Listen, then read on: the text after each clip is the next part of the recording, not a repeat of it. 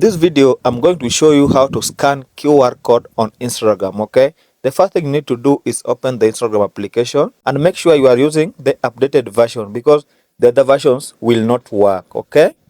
Now you need to click on your profile picture. It is located in the far right at the bottom, this one here. And guys, if you find this video helpful, remember to like it and subscribe to my channel for more tips like this because it really helps, okay? Now, you need to click on share profile, this button here. By clicking this, you'll be able to see your own QR code.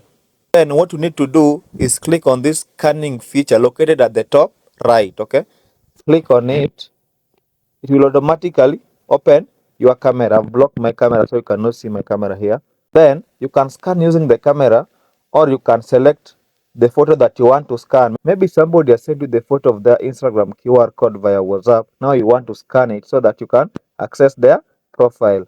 Now click on this photo feature here and select your photo. Here I have a photo of a QR code. This is my own QR code. Let it be scanned. You see, I'll be able to see my profile. Thank you guys. Let's meet in the next video.